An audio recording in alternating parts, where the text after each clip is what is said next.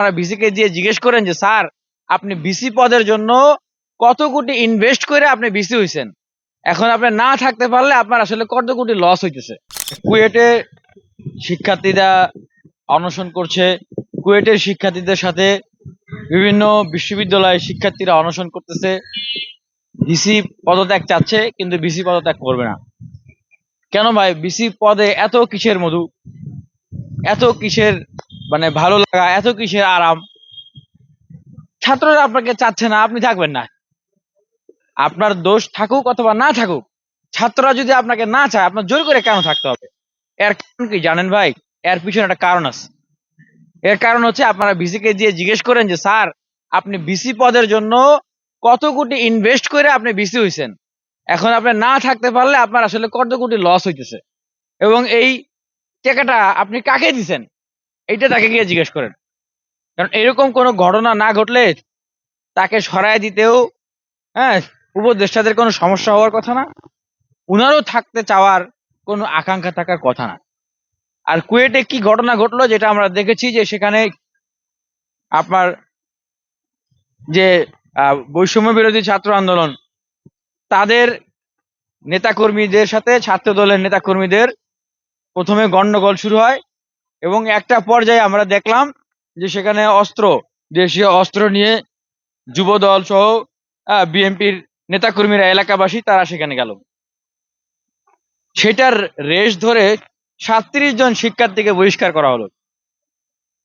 আমরা এটার নিরপেক্ষ তদন্ত দাবি জানাচ্ছি, এবং আমরা যতটুকু দেখেছি যে শিক্ষার্থীরা আসলে সেখানে যে ঘটনা ঘটিয়েছে এর জন্য কি তাদেরকে বহিষ্কার করতে হবে? 37 জনকে বহিষ্কারের মতো অপরাধ তারা করেছে। আর সেখানে যাদের হাতে লাঠি ছিল, যাদের হাতে আপনার রামদা ছিল, যারা বাগি নিয়ে এসছিল, তাদের কয়জনকে গ্রেপ্তার করা হয়েছে? তাদের কয়জনকে কি শাস্তির আওতায় নিয়ে আসা হয়েছে? এটা তো আমরা দেখি নাই। এটা এখন বোঝা যাচ্ছে যে স্পষ্টতই এইখানে একটা দলীয় রাজনীতির প্রভাব, একটা দখলদারিত্বের প্রভাব সেইটা খাটানো হচ্ছে, যেটা আমরা বারবার বলে আসছি যে আমরা যেই অভ্যুত্থান করেছি, গণ অভ্যুত্থান, সেই অভ্যুত্থানের আমাদের মূল স্পিরিটই ছিল বিশ্ববিদ্যালয় ক্যাম্পাসগুলোতে দলীয় আধিপত্য, দলীয় প্রভাব, দখলদারিত্ব, পেশিশক্তি, লাঠিয়াল শক্তি, এই রাজনীতি চলবে না। আমরা সাদ্দামকে দেখেছি, ইনানকে দেখেছি, সৈকত শয়নকে দেখেছি, তারা কিভাবে ক্যাম্পাসকে দখল করে রাখতো, কিভাবে লাঠি সোটা দিয়ে, ভয় দেখিয়ে, অগ্নেয়াস্ত্র নিয়ে, চাপাতি রামদা দিয়ে শিক্ষার্থীদেরকে দমন করত। সেই কালচার আমরা কুয়েটে দেখেছি। সেই কালচার এস্টাবলিশ হোক, আমরা সেটা কোনোভাবেই চাই না। কুয়েটের ভিসির উদ্দেশ্যে একটা কথাই বলবো, আপনি যদি সত্যিকার অর্থে ভিসি হয়ে থাকেন, এই পদটা একটা সম্মানিত পদ।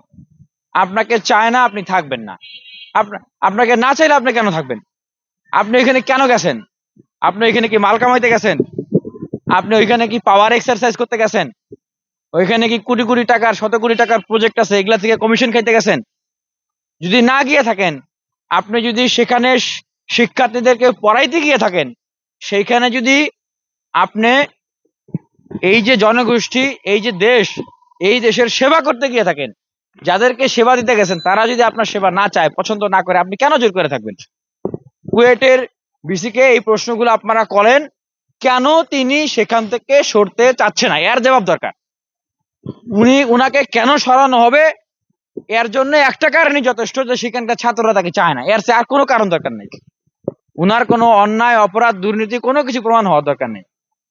আর আমরা শিক্ষার্থী বন্ধুদের উদ্দেশ্যে বলবো যে বিশ্ববিদ্যালয় ক্যাম্পাসগুলোতে ছোট থেকে ছোট বিষয় নিয়ে যদি সংঘাতে জড়িয়ে পড়েন, বিশ্ববিদ্যালয় ক্যাম্পাসগুলোতে ছাত্রলীগের মতো যদি আধিপত্যবাদী মানসিকতা আপনারা গড়ে তোলেন, অস্ত্র নিয়ে, লাঠি নিয়ে, হকি স্টিক নিয়ে বিশ্ববিদ্যালয় ক্যাম্পাসগুলোতে যদি আপনারা হলগুলো, ক্যাম্পাসগুলো দখল করার চেষ্টা করেন, ছাত্রদেরকে ভয় দেখানোর চেষ্টা করেন, আওয়ামী লীগ ছাত্রলীগের যে অবস্থা হয়েছে, যেই ছাত্র সংগঠন বা যেই ছাত্র সংগঠনের নেতারা এই কাজগুলো করবে, তাদেরও একই ধরনের অবস্থা।